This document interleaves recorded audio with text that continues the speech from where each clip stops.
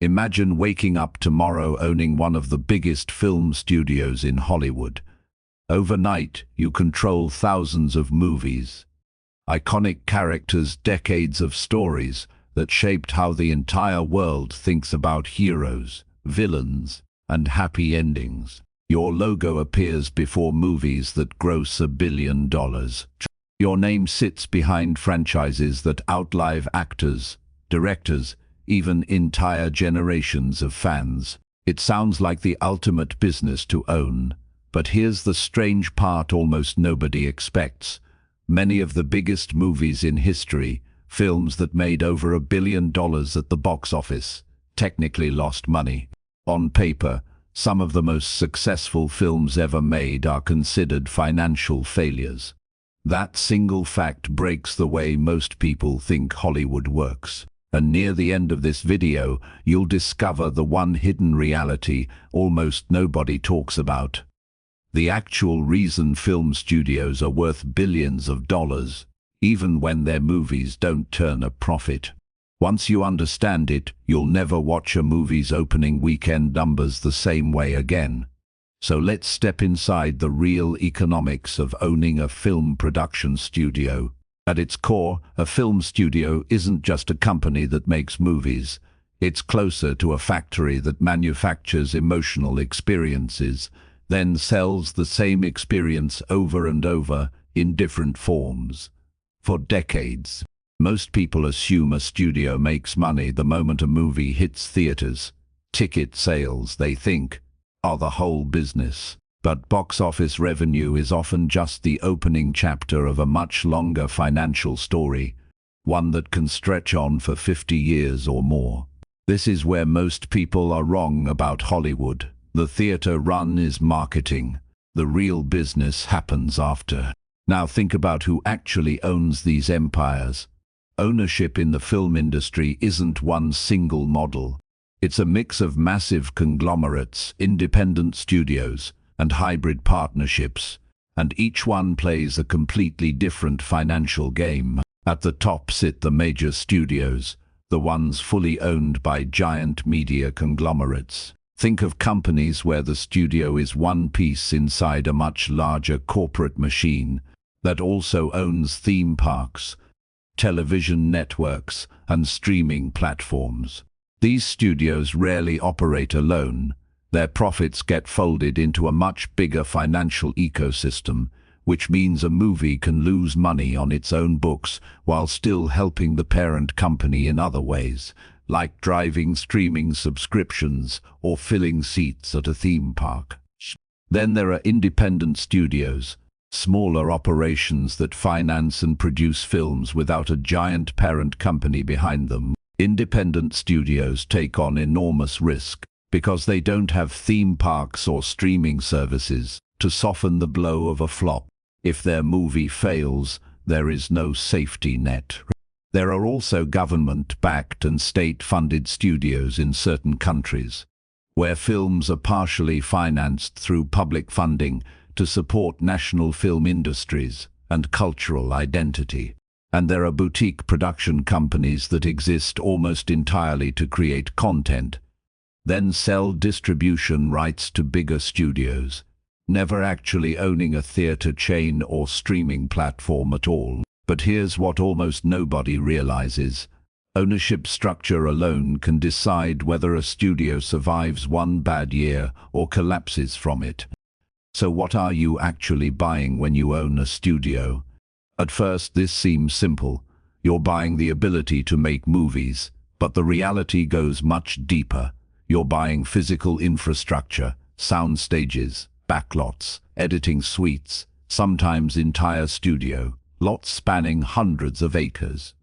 You're buying camera equipment, lighting rigs, motion capture technology, and visual effects pipelines that cost millions to build and maintain. You're also buying something far more valuable than any building. You're buying intellectual property, characters, story worlds, franchises that can be reused, rebooted, and resolved for generations.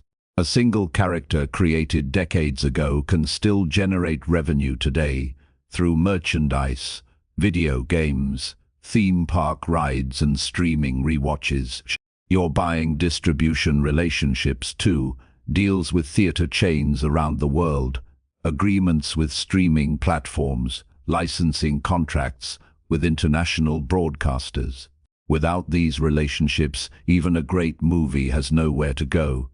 And you're buying talent contracts, actors, directors, writers, all locked into agreements that determine not just how much they're paid, but how profits get split later. This is where everything changes, because the real prize isn't the movie itself.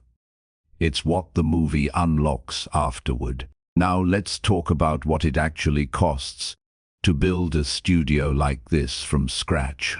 Constructing a major studio lot with sound stages, production offices and post-production facilities can cost anywhere from tens of millions to well over $1 billion, depending on scale and location. Add permits, zoning approvals, insurance requirements, and specialized construction for soundproofing and lighting infrastructure, and the upfront investment becomes enormous before a single camera even rolls. Financing usually comes from a mix of corporate capital, bank loans, and sometimes government incentives designed to attract film production to a specific region. Many countries and states offer tax credits to lure studios in because a single major production can inject millions of dollars into local economies through jobs, hotels, and equipment rentals. Then there is working capital, the cash needed to keep operations running between projects. Because unlike a restaurant or a retail store, a studio can go months without steady income while a film is deep in production, quietly burning through budget before it ever earns a cent. But that's only one part of the story, because building the studio is nothing compared to the cost of actually making the movies inside it. Now think about this. A single blockbuster film can cost anywhere from $100 million to over $300 million just to produce before marketing even begins. Where does that money go?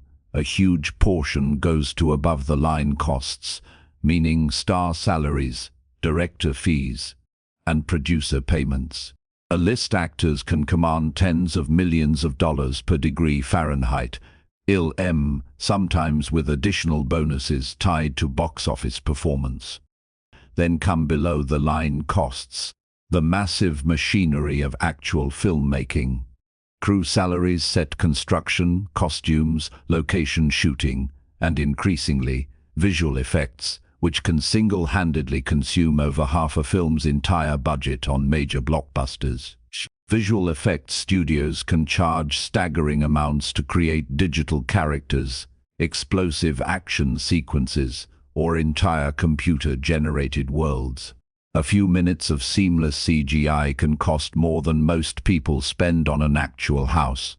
And then there is marketing, which most audiences never think about, but studios consider just as important as production itself. Marketing budgets for major films often equal or even exceed the production budget itself. Global ad campaigns, trailers, billboards, press tours, social media promotion, all designed to create the illusion that everyone, everywhere must see this movie the moment it releases. This tiny detail costs companies millions, because a poorly marketed film, even a great one, can quietly die at the box office, simply because audiences never knew it existed. So now picture the math: a $200 million production budget, plus another 150 million inches global marketing, plus insurance to protect against accidents, lawsuits, or production delays. Suddenly, a film needs to earn back an enormous amount of money just to break even, long before anyone calls it profitable. This is exactly why films that gross over $1 billion can still struggle to turn a profit. Theaters typically keep a significant percentage of ticket sales, sometimes even more than half, especially during the first few weeks of release. So even $1 billion box office run doesn't mean $1 billion lands in the studio's pocket. But here's where the story gets interesting, because box office income is just one revenue stream among many.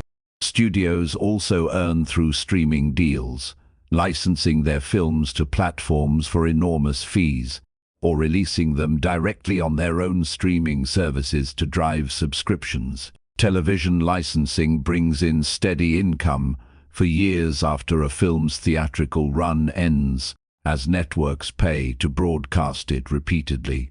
International distribution adds another layer entirely.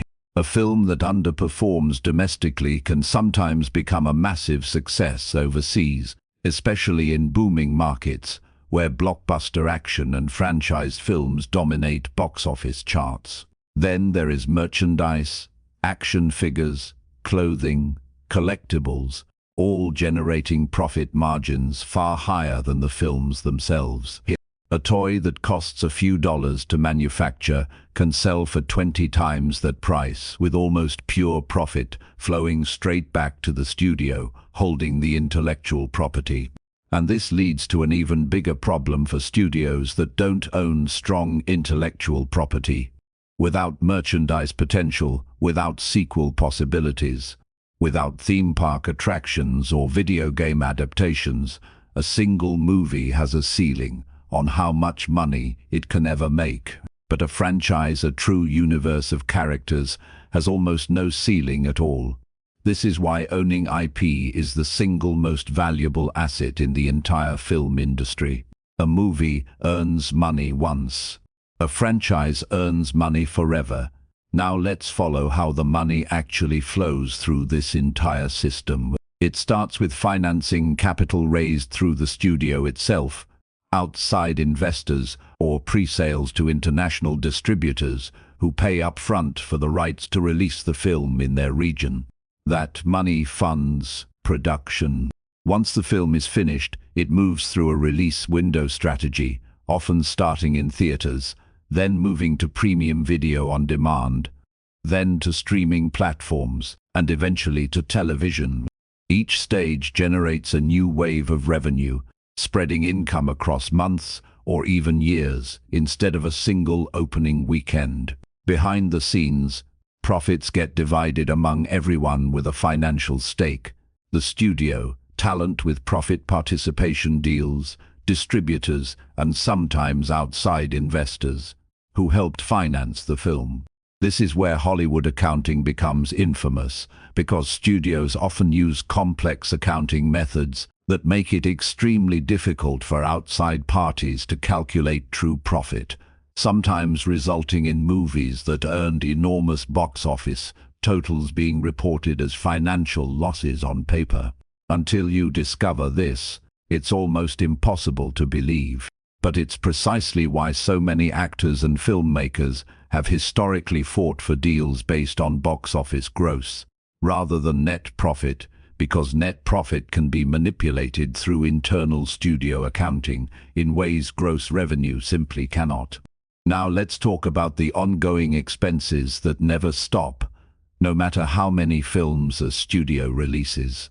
Labor costs remain constant, salaries for permanent staff, executives, development teams, and marketing departments who work year-round, regardless of whether a film is currently in production. Maintaining studio lots requires continuous investment, utilities, equipment upgrades, and building maintenance that never truly stops.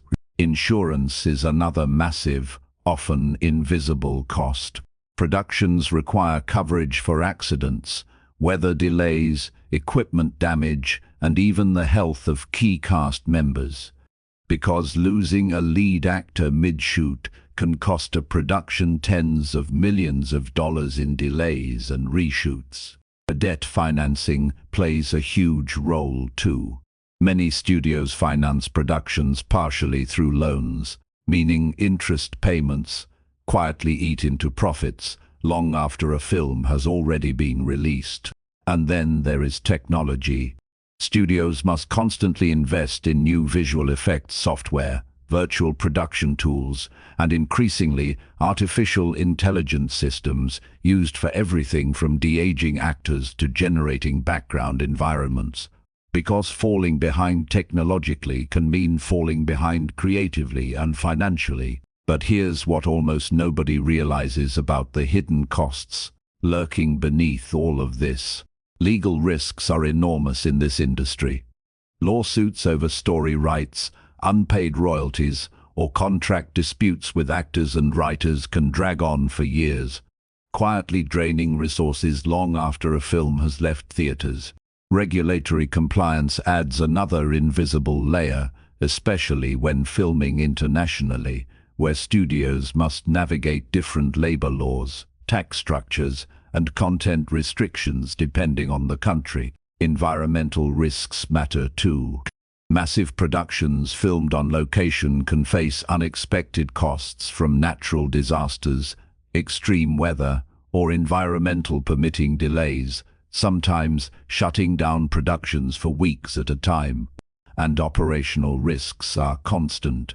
A single leaked script, a security breach exposing unreleased footage, or a public relations crisis involving a major star can instantly damage a film's box office potential before it even releases. So after all of this, land, labor, marketing, insurance, legal exposure, what does profitability actually look like? Profit margins in the film industry vary enormously depending on the type of project. Mid-budget films with modest marketing spends can achieve healthy margins if they perform well domestically and internationally. But massive blockbuster productions often operate on razor-thin margins because their enormous budgets require enormous box office and streaming performance just to break even. This is why franchises matter so much for long-term profitability. A single successful franchise can generate profit for decades through sequels, spin-offs, theme park attractions, and merchandise, spreading risk across dozens of revenue streams instead of relying on one film's opening weekend. Cash flow becomes the true test of survival for any studio. Because film production requires massive upfront spending long before any revenue arrives, studios need significant financial reserves or reliable access to financing simply to keep operating between major releases. Return on investment can take years to fully materialize, especially for films that build a slow-growing fan base through streaming rewatches, rather than an explosive theatrical opening. Some of the most profitable franchises in history started as modest, underperforming films that later became cultural phenomenons through years of re-releases, sequels, and merchandising. Now let's talk about why studios fail, because even in an industry capable of generating billions, failure happens constantly. Competition is brutal. Streaming platforms, video games, and social media all compete for the same limited attention span audiences have every single day, meaning studios must fight harder than ever just to get people into a theater or in front of a screen. Bad management decisions can sink even the strongest studios. Greenlighting too many expensive projects at once, mismanaging franchise timelines, or misjudging what audiences actually want. Debt is another silent killer. Studios that overextend themselves financing multiple expensive productions simultaneously can find themselves in serious trouble if even one or two of those films underperform. And broader economic conditions matter more than most people realize. Economic downturns can shrink discretionary spending on entertainment, while global crises can shut down productions entirely, as the film industry painfully learned during recent years. Now let's look toward the future, because the film industry is transforming faster than at almost any point in its history. Artificial intelligence is beginning to reshape production itself, assisting with visual effects, script analysis, even de-aging actors or generating entirely digital performances. This raises enormous questions about cost savings, creative control, and the future role of human actors and artists within the industry. Automation is streamlining post-production workflows, cutting editing timelines that once took months down to weeks. Streaming continues to reshape release strategies entirely, forcing studios to decide whether a film belongs in theaters, directly on a streaming platform, or through a hybrid release designed to maximize both box office prestige and streaming engagement. And this is where everything comes full circle, back to that shocking truth I promised you at the beginning. Remember how I said some of the biggest movies in history, films that earned over $1 billion, are officially considered financial failures? Here's the hidden reality behind that. Studios don't actually need every single film to be profitable on its own, because the real business of a film studio isn't making one great movie. It's building a permanent library of intellectual property that keeps generating income for decades, long after the theatrical release is forgotten. A movie that loses money in theaters can still be an enormous financial win if it introduces a character who later sells billions in merchandise, launches theme park attractions, powers a streaming platform's subscriber growth, or spins off into an entire universe of future films. This is why studios are willing to absorb short-term losses on individual films, because they're not really selling movies, they're building empires of stories. Empires designed to earn money in ways that have nothing to do with a single opening weekend. That's the truth almost nobody talks about. The box office numbers you see reported in the news, the ones framed as pure success or failure, are often just the smallest visible piece of a much larger financial machine running quietly in the background for decades. So the next time you watch a movie's opening weekend, numbers flash across a screen, remember this. That number isn't the whole story. It's barely even the beginning. Because in the film industry, the real fortune isn't made the weekend a movie opens. It's made in every rewatch, every sequel, every toy on a shelf, and every story that refuses to end.